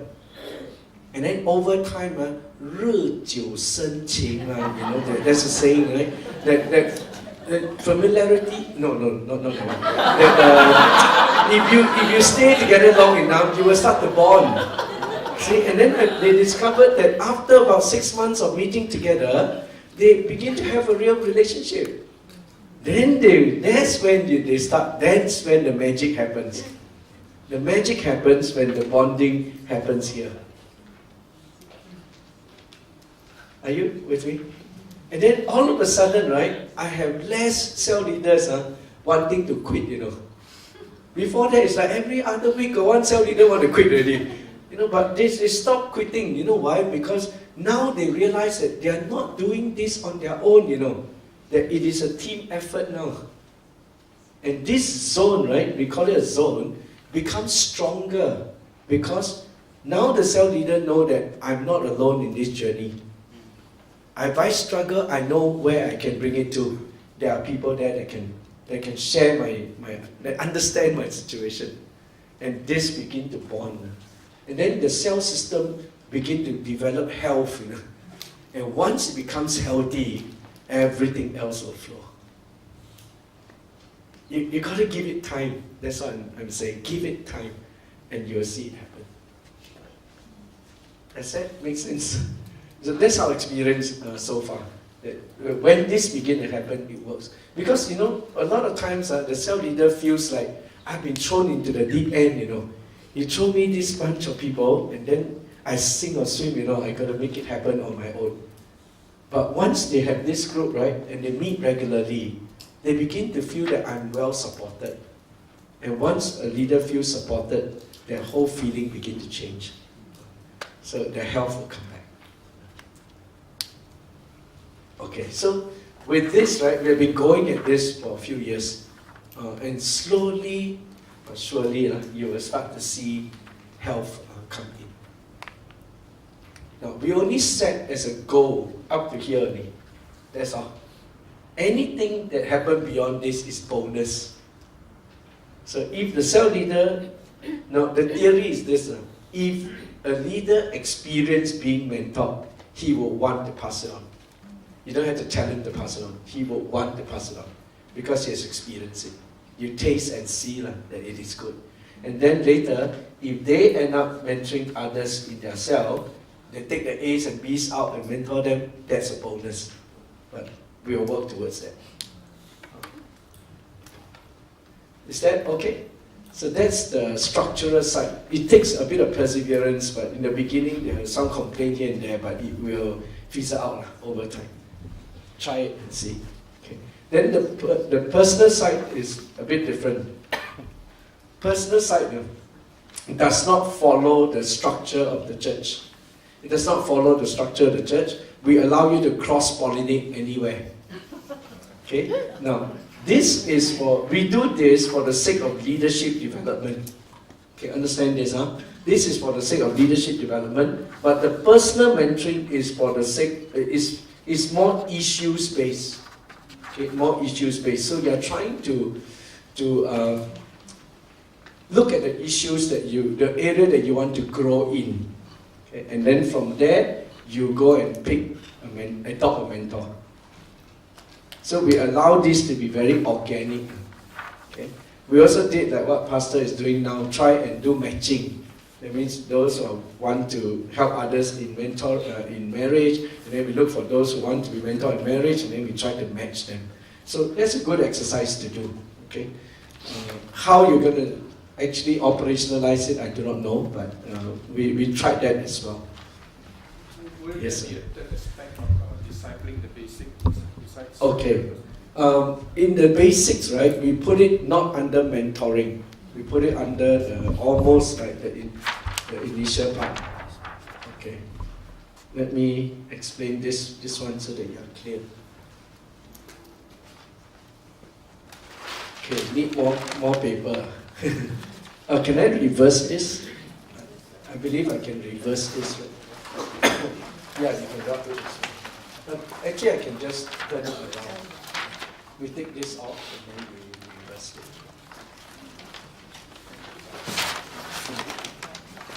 Then we turn it around.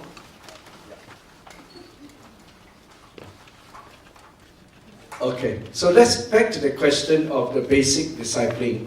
We put that under a different aspect of the church. Now, this is a part where, let me just quickly explain. We have developed, in the church we developed a disciple-making model where they incorporate all these things, and they basically look like this.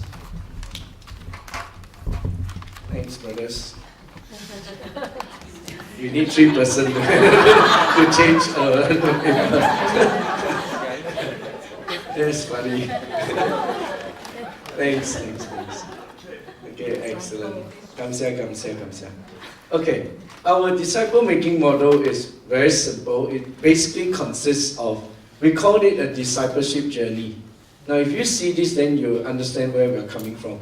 In the discipleship journey, it has 4 elements inside. And the words are connect, equip, mentor, and then the word release. Okay? Connect, equip, mentor, release. So under the connect part, that's where the discipling, the basic discipling comes in. Now, of course, when you tell people, I want to take you on a discipleship journey, we would like to disciple you. We need to clarify what do you mean by that. So for us, what we try to do is simply this. If anybody joins our church, we want to invite them to go with us on a discipleship journey. And in this journey, what we are trying to do, we take you on a pilgrimage, but what we try to do is to get you connected, get you equipped, mentored, and then get you released. That's all. So it's as simple as that. Now, when we say connect to what? First of all, we make sure that you get connected to Christ. And that's where the abiding part comes in. So the basic discipling is done here. The encounter weekend is done here. Get me? So once a person has got the basics and had that encounter with God, then we know we've at least got you off to a start. You have that ongoing relationship with Christ. You know how, by the time you go through this, you would have taught you how to pray, how to read the Bible for yourself, how important to have fellowship, so make sure that you get connected to a cell group, you see. And all that will be covered in just that little booklet there.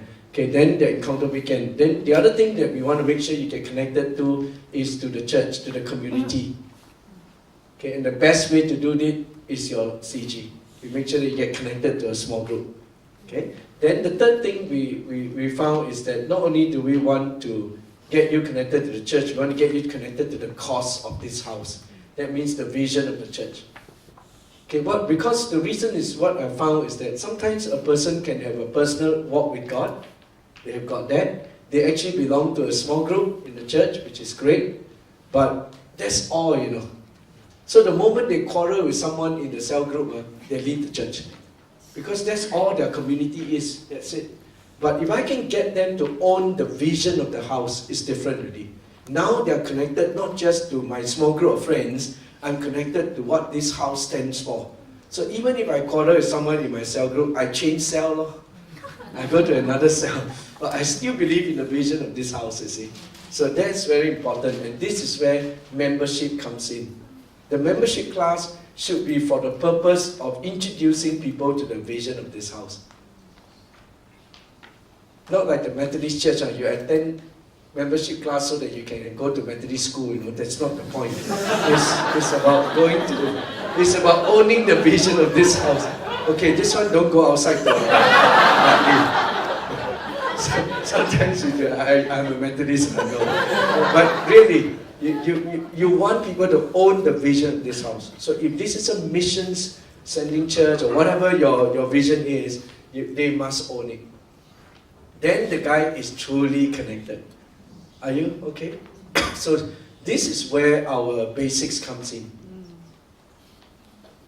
We don't even see that as mentoring yet. It's the basics. Got to get that one in place first. Okay, then comes equipping. Equipping is when you really equip them. So when it comes to equipping, we use the model head, heart, and hands. Okay, people need to be equipped in their head, their heart, and their hands. Okay, so it's like drawing, if you like, 3 concentric circles: the head, the heart, and the hands. Okay. So in real equipping is when all 3 finds convergence. Then the guy is truly equipped. Okay. Head has to do with knowledge. Heart has to do with values. Hands have to do with skills. So how do you get this? Is through teaching. This one is through mentoring. And this one is through coaching. Make sense? This deals with the what. This deals with the why. This deals with the how. And when all 3 finds convergence, the guy is truly equipped. Yeah. So that's the equipping part. And so all the CE classes are developed with this, have to be developed with this in mind. So that it's not just a knowledge-based thing. It has to be, in the end, result in something. Now, then this is where our mentoring comes in. Mentoring kicks in here. Again, we use it for leadership development. Okay. Mainly leadership development. To develop the next generation of leaders through the avenue of mentoring. Okay, so the important thing is to define for this one, what kind are you producing?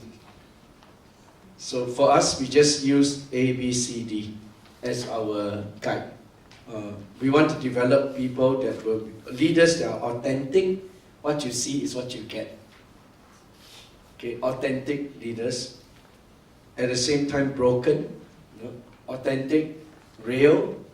What you see is what you get. No pretense, no mask. And what you see is what you get. And then people with a spirit of brokenness, a contrite spirit, so that we recognize that within ourselves there is no good thing. Only by the grace of God, I am who I am. So in this way, you get humility, you see. That as a very key value in the church. Then the C stands for courageous. So at the same time, while we are authentic and broken, nobody wants to follow a leader that just these 2 things. Can you imagine? You're very authentic, very real, and then you're very broken. Whole day you're going around telling people, I'm no good, I got so many issues in my life, I'm already there. Who wants to follow you? So while you're authentic, which is great, while you're broken, you must also at the same time recognize that God has called me to be a leader. In myself I'm nothing, but in God I can do all things. Then you become courageous, you answer a call to leadership. And if God called you to be a leader, then don't be reticent. Step up to the plate and do it. And then you learn to say, follow me as I follow Christ. Then people will follow you. So while we are authentic, broken, you must also be courageous. Is that okay? The metaphor we use is double L plate. Remember the double L plate thing I shared with you once? Double L plate means what? Every leader must in the end become like that. They wear 2 L plate, the learners, driving learner. You wear 1 L plate in front to remind you that I'm a lifelong learner. You can never reach the point where I've been there, done that, you cannot teach me anything. I'm a lifelong learner. But you put another L plate behind to remind you I'm also a leader. So follow me as I follow Christ. So you end up with this oxymoronic posture, of humble. Because you're a lifelong learner, you stay humble. But because you're a leader, you must be bold. So you end up with this oxymoronic posture of humble boldness. Or if you like, servant leader. I'm a servant, but I'm also a leader. So you become a servant leader. And that's the metaphor we want to keep. Okay, the T stands for disciple maker. Remember, we said the end goal is not another disciple, it's to be a disciple maker. So what's the end product of the mentoring? You hope to get authentic, broken, courageous disciple maker. Then whatever we do, we kind of aim towards that. Okay, are you okay? Oh, you're got a lot of energy. Release is one last one. So all we are doing is that in the end, people must be released to 3 things. Number 1, ministry. But we must, in the end, be released to use our gifts, to serve, to glorify God, edify others. Use our gift to serve others. So that's ministry. The second is marketplace. Not every one of us are called to just serve in the church.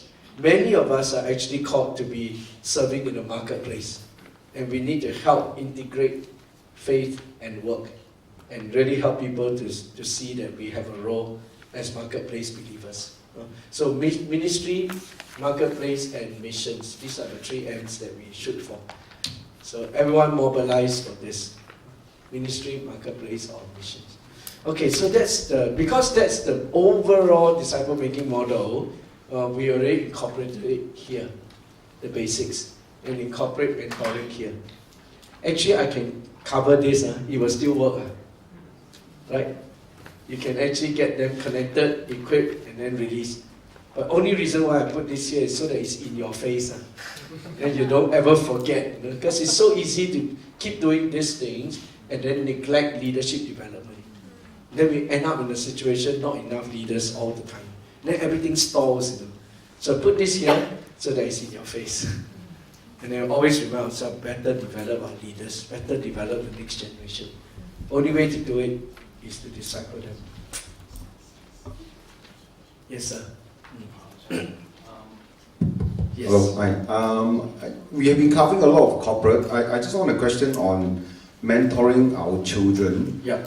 I think a family, as a father or the parent, is important to do that. I just want to know in terms of process, and also the challenges, and I believe there's a very different between mentoring somebody that is not your child and mentoring your own personal child. Yes. So in fact, I think mentoring your own children is even harder. Yes. It's even more challenging. Well, for a start, I think better start earlier. You look young, so you still got a lot of hope. Yes. And for those of us who, from young, I think we seek to raise our children the best way we know how. I think most people do. We try to raise them the best way we know how. And if I bring it down to just bare fundamentals, in the end, it's going to reduce to one thing, making time for them. I think in the end it's going to boil down to this one thing, making time for them. I have a young couple in the church. Both of them are doctors, and to me they really modeled it. Because they are so convicted that they should raise their children properly. And they know that you can't do that without time. You can't suck this out, So they had to do it themselves. And because of that, they both decided that they will each do half-time. So that at any one time, one parent will be at home. And to me, it's a huge sacrifice.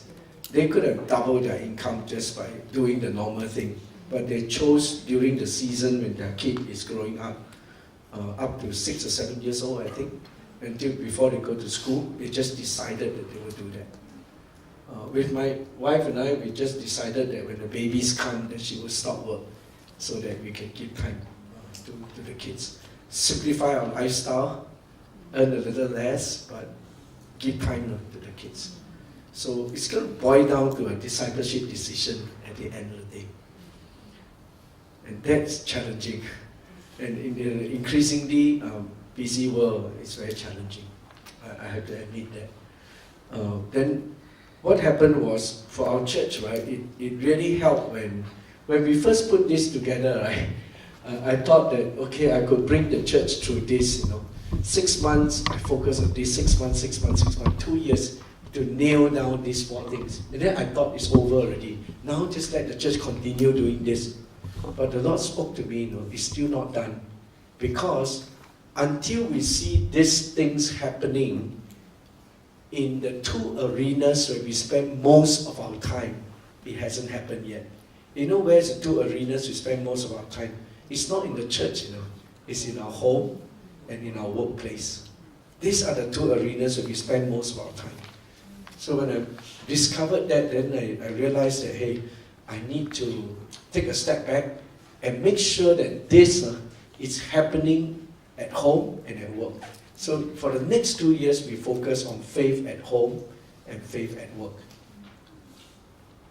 And that's where we start to bring in, like what you all are doing now. You have your marriage mentoring, you have other things that, parenting or whatever.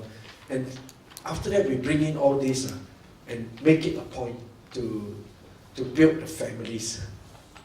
And the thing we say is that you need to see connect, equip, mentor, and release happening in your workplace and in your home. So now as a father, as a mom, I'm here I want to make sure that my children are connected. Actually, it's the same thing, but I'm just doing it in a different platform, different arena. I want to make sure that my children are connected to Christ. I want to make sure they get connected to the church. I want to get them connected to the vision of the house also. And parents can do that, right? Don't have to depend on pastor to do it, no. We can do it. Now, if you happen to be raising young children, you can start fresh and really nail it. But those of us who already have teenagers and we have grown-up children, it's a different story. But praise God, His grace is sufficient for us. Even though we may not have done it in the past, I think God in His grace will undertake for us. We are not perfect parents, none of us are. So we all make mistakes, but we trust God to overrule and to watch over us. And we can only pray for our children now because they have grown up already. But for those of you who are starting fresh, it's a good time. We tell them, get your children connected, get them equipped, and think about how you can actually equip them head, heart, and hands. Develop those things inside the home. Get them mentored. And this is where we look at what their strengths are and we develop that. Remember, mentoring is identifying and facilitating the work of God in the child's life. And then we help them develop. Why not? We take a journey together. And then in the end, we release them for ministry, for missions, for marketplace. And then as a family, do this. Why not? As a family, go and serve in the community together. As a family, serve in the church together. As a family, go on missions. Why not? So these are things that, and when they become older, you help them in the marketplace arena. I think it can be done in the home. And even in the workplace, it can be done. Same principle. So I hope that's helpful for you, but it's all about making time and focus. And we all have our brokenness when it comes to this area. Sometimes you don't even understand why. I mean, I raise my kids all the same, and try to give them everything. Not all of them turn out the way we would want it. Yeah. So we all have our own brokenness in this. But one thing I encourage you, one thing I know, the seed never dies. So if you have wayward children, if your children far away from God, I tell you the seed that we plant in our children's life, through the Sunday school, through the youth group, the seed of the gospel is incorruptible, it is eternal, it's imperishable, it will never die. Even though it may be dormant, but you never know when it will just germinate again and it can come back. So for those of us who are parents and we have children that are away from the Lord now, even though we try our best to give them everything, the good news is one thing, the seed of the gospel never dies. So you keep on watering that seed with your prayer, keep on watering it with your love, and you never know when it will germinate again. All of us have been through backsliding also, so it's the same. God can revive and bring it back. Okay. Amen. All right. Thank you so much for listening. My time is almost up. I got 20 minutes left. All right. You okay? Now, the portion about the 5 defining questions are all in the PowerPoint. You can have that. And a lot of these things I already talked about it in the question and answer portion. But maybe the 12 things I learned about mentoring, maybe I just pull out 1 or 2 key ones just to walk us through it. Will that be okay? So we make full use of the last 20 minutes. Do you need a break? You okay? All right. So let me quickly pull out some of these things for you. They are all written out for you as well, so that you can have a chance to reflect on it. Okay.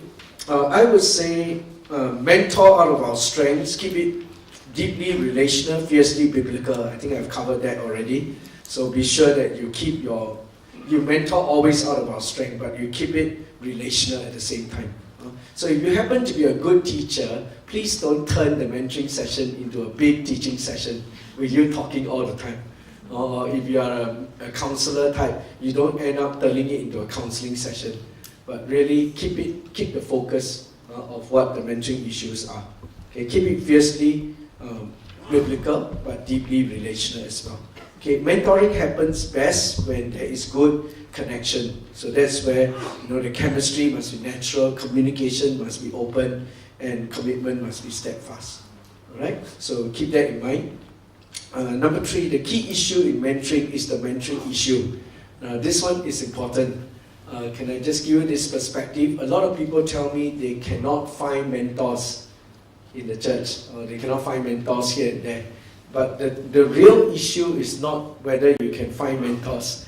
You can always find them. The real issue is you must first define your mentoring issue. So that's why we say the real issue in mentoring is the mentoring issue.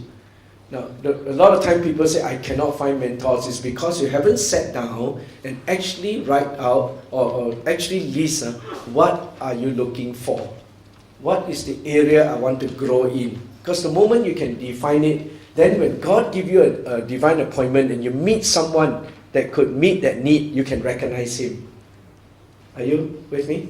Like, if you can define, actually I'm looking for someone who can model for me how to be a good father, then you know already that's what you're looking for. So if God allows your path to cross with someone who models good fathering, you can straight away pick it up and say, this could be a person. Then you can go and approach the person and adopt the person. But if you haven't defined it, you don't know what you're looking for. It's exactly the difference between man and woman shopping. Remember I told you? It's exactly the difference between man and woman shopping. You see, when a man goes shopping, we are very clear about what we are looking for. Like, if I go to CK Tang, all I know, I want to buy a shirt. That's it. Then when I go there, I head straight for the shirt section. Right? And then I pick the shirt I like. I say, this shirt really suits me. I buy the same shirt, 5 different colors. That's it. In 20 minutes, I'm out of CK Tang. My wife, different. She can walk 4 hours around CK Tang, come out and she's nothing to buy. Why? Because she don't know what she's looking for. You see, just window shopping. But if you are clear about what you're looking for, you can always find it. So the key is the mentoring issue. You define the mentoring issue, you'll be able to recognize the divine appointments that God gives to you. Are you okay with that? So we can find mentors. Just define the mentoring issue first. Okay, this number 4 is very important. The quality of a mentoring time is dependent on the quality of the questions we bring to the table. Okay, the people I enjoy mentoring most are those who come armed with questions, because they really want to pick your brains. They really want to glean from you. So I know some pastors I'm working with, every time they come, we can finish our small talk, they will whip out their iPhone, they whip out their iPad, then they open the page, got 3 core questions there. And then they say, okay, Pastor, we want to ask you this. And then that mentoring session is going to be so enjoyable, because he already come ready to learn, ready to glean. So never go to a mentoring session without questions. The quality of your mentoring time is dependent on the quality of the questions we bring to the table. You teach your mentorees that and they will come prepared.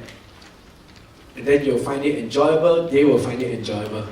And it'll be really, really fun. Okay? Here's number 5, very important. Share your journey, but outline the principle. Okay? This one, as part of your skills in mentoring, is important. People learn best when they identify with your experience. Is that correct? That is true, right? So when you share out your experience, people can identify with it. But you must remember one thing. Your experience cannot be passed on. It's not transferable. Because your experience is different from their experience. See? So good mentors, therefore, always process their experience, pull out the principle. Because principles are transferable, but the experience is not. Are you with me?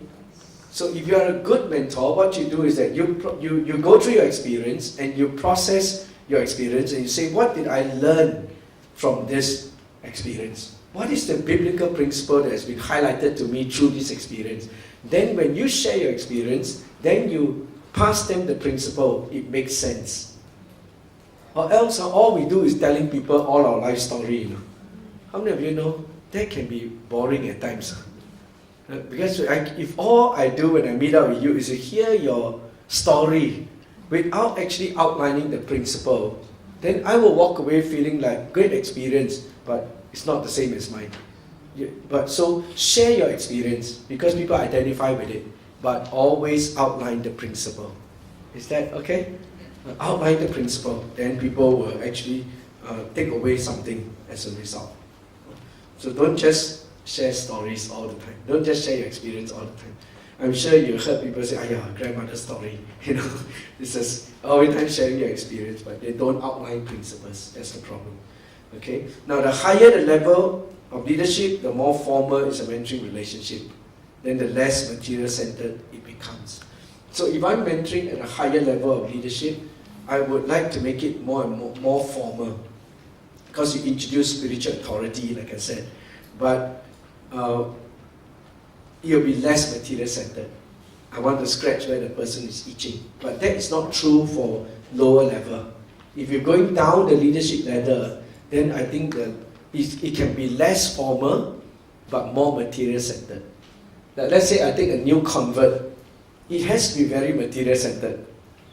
I got to have a book that I can walk the person through because they are still new. They got nothing much to process. So you got to download things. You got to help them to grow first. Then they can, when they are older, they're more mature, then they can interact with you, you see. So the higher the ladder of leadership, the more formal, the less material-centered. Opposite for the other way around. Okay. That's just to help us understand this. Is that okay? Okay, number 7. You can only effectively mentor those whose hearts God has given to you. Now this one is very important. It's about chemistry. You go to John chapter 17, you will know that Jesus prayed his high priestly prayer. You go and read John 17, at least 4 or 5 times he used this phrase, the man that you have given to me. The man that you have given to me. That's how he described his disciples. The man that you have given to me. Which implies there are some men whose hearts God has given to you. But it also implies there are some men whose hearts God did not give to you. And if you don't have their heart, to try and mentor them is an uphill task. But there are some people, some men, I believe God has given me their hearts. And so when I journey with them, it's very easy. They really want to learn, they really want to glean from me. But there are some, we just don't have that. Just don't have that chemistry. So it'll be an uphill task to try and mentor them. So it's important you discern that, discern the first part. You can only effectively mentor those whose hearts God has given to you. It's a principle. Okay, so number 8, I think I've already shared about that. Don't underestimate the benefits of group mentoring. Okay, number 9, I've also talked about that. We need to be sensitive to the different seasons in mentoring. Okay, number 10 is clear. Mentoring is counterintuitive because we do less for more. Actually, mentoring is very counterintuitive because it operates on the premise more time spent with fewer people equal greater lasting impact for God. It's very counterintuitive. And so, because I understand the power of small group mentoring, if you give me a choice between speaking in a conference to 5,000 people versus I take 5 pastors and go on a retreat for 3 days, 2 nights, I will pick the 5 pastors anytime, because that has greater impact. It's one thing to just share a message at 5,000 people meeting, but it's another thing to have 5 pastors whose hearts and soul God has given to you, and then you pour into them. You multiply yourself many times. Make sense? Okay, number 11. To mentor towards the fruit of life change, we must be intentional. So it's going to take time. Okay, so there's a vast difference between friendly advice that we give occasionally to people versus I come into an intentional mentoring relationship with you. We can really mentor towards life change. Okay, the last thing I would give you is the end goal of mentoring is multiplication. As I said, the end goal is not just another mentee, it's another mentor, another disciple maker. So let's make that our principles. So those are some of the key things I learned about mentoring, and we have talked about it throughout this day. I hope that's helpful for you. Okay, I've written it out so that you can actually reflect on it. And I will encourage you to read it, reflect on it, and then let it become a part of your journey. Fantastic. All right, any last questions that you may have?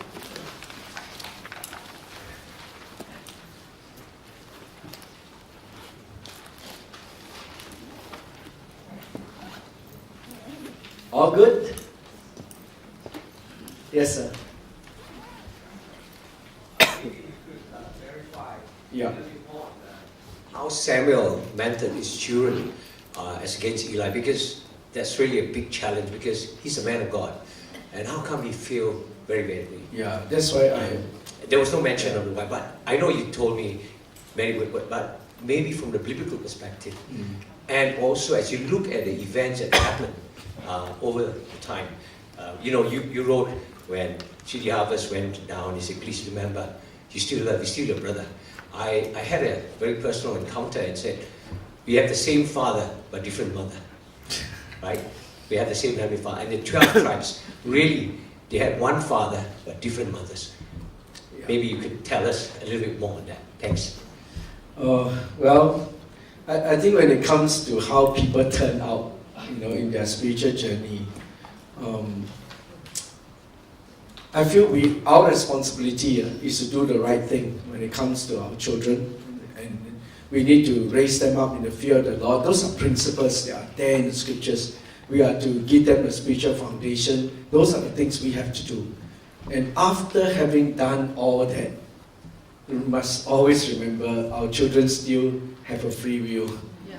And then they, in the end, have to also make choices of their own. And sometimes the choices they make is not what we would want them to do. And so they end up in the wrong path.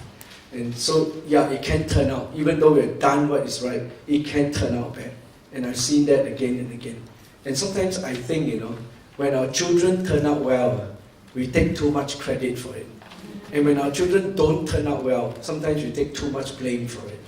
Because the reality is that they are free will agents, and they all have to make their own discipleship decisions before God. But if we have done our part, we have given them what it takes to make those decisions. But sometimes we don't always make the right decision. Just like you and I, we also know what is right to do. Sometimes we also make the wrong decision, even though we know. So I do understand the frustration sometimes we can have. After having done all, why is it turning out that way? So I don't have all the answers to that, honestly, and I really don't understand why. I've seen some kids, right, raised by parents that are so irresponsible, but never give them any time. They're doing their own thing all the time, but the kids turn out brilliantly, Sometimes I think it's beyond the parents. It's also the people they mix with. It's the people that they run around with that sometimes influence them even more, besides the parents. I'll put it that way. But all I know is this: as parents, we have responsibility to discharge before our children. I pray that we will discharge it well. And then the rest is they have to make those discipleship decisions. Now with, with Pastor Kong Yi's case, I think we all know. So, and I've expressed my feelings. Actually, by the way, that I don't know how that message that I wrote on WhatsApp went viral. Because actually I never intended for it. It was meant for my own leaders. I told them, just keep it within. As a pastor, I'm responsible to give all my leaders some perspective, how to see this thing. That's all. I think I'm not clear enough that this is meant for you all only, but somebody sent out. So then it went out the world. So I get a lot of feedback, both good and bad, from that thing, but it's actually meant only for my own leaders. But anyway, that's how I feel about that. Okay, then with regards, the scriptures also share with us the same thing. And to be honest, a lot of the heroes of the faith that we have, the David, the Solomon, and all that, they all have not been model fathers, to be honest. Eli, people, they have not been model fathers. But that does not mean, therefore, that we cannot be today. I think the Bible, in the New Testament, Paul begins to outline for us clearly what parents are to do, how children are to respond, and we follow that as our guide and our principle. Okay, so Old Testament narrative, plenty that did not do their part. And the Bible is such a good and honest record. Don't just show us all the good things, also tell us all the faults are all there. So the fault lines are all there. But thank you for that question. I understand where you're coming from. Okay. All right, fantastic. Last question? Yeah, okay, sir.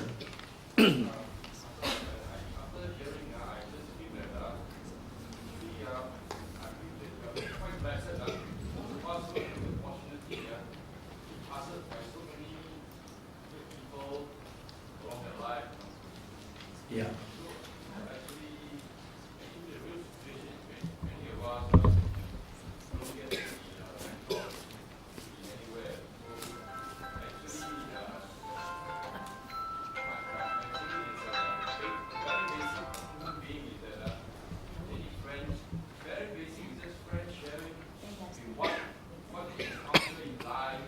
Yeah. Yeah.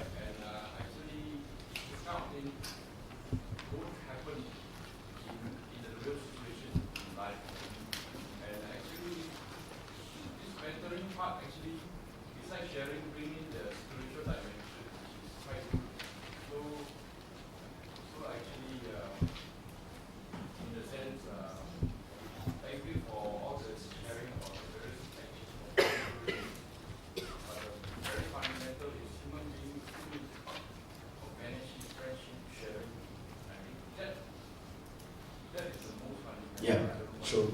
Yeah, it's all about spiritual friendship at the end of the day. It is, you're right. It's all about spiritual friendship. So what I'm seeking to do is to just give you some handles so that as we seek to develop spiritual friendships in our community, we can just hopefully do it a little better. And please also do not allow this thought, as Pastor Kelvin earlier we were sharing, that don't allow the thought that, oh, I've never been discipled, so therefore I cannot disciple someone. Or I've never been mentored, therefore I cannot mentor somebody. To be honest, I was never discipled in the early days of all the basics or so. We were put through classes like many of us, but in the end, I just allow myself to be taken through a process, that's all. And the same with mentoring. I think in the end is whether or not we have a heart to actually impart our life to another person. As long as you have that heart, we can actually begin the process ourselves and just walk through it ourselves. When I first started, I don't know where to start also. I just had this desire, don't know where to start. And so I actually went looking, for materials. Back in 30 years ago, there's hardly a book written on mentoring, In the end, I found my first book, not in a Christian bookstore. I actually found it in the National Library, Singapore National Library. I found a book written by a guy called Ted Engstrom, entitled The Art of Mentoring. I just used that like a Bible, and I just used that to guide me through the process as I journey with the 12 guys at the start. So we learn through trial and error. So my challenge to you is, as a corporate action that you are taking now to begin to build a mentoring culture, just start somewhere. Don't start with, I've never been through it, therefore it can never be done. Not true. I think we can actually start somewhere, and then we learn through the process ourselves. Just go through it, and then over time you will find relationships come up. And sooner or later, a culture can develop if you don't give up. So thank you very much for the insight. Yes, it's true. It's all about spiritual friendship, and which you already have in the church, by the way. You agree? Yes, so many spiritual friendships here, and then we can just use it now to bring it to the next generation. So thank you so much for listening. Thank you for giving me your time. I so appreciate that. And anything else we can do together and I can help, please just let me know. I'm most happy to help. Okay. Thank you so much for listening.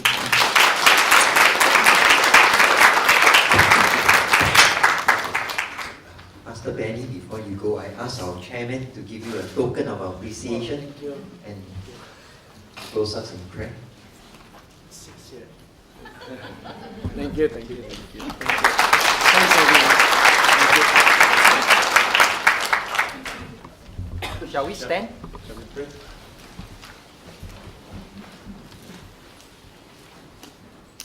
Our Father in heaven, we want to thank you for this morning, the Lord. We can hear from you through Pastor Benny Ho, Lord, on how we can further build your kingdom. Lord, we thank you for the many lessons that we have learned today.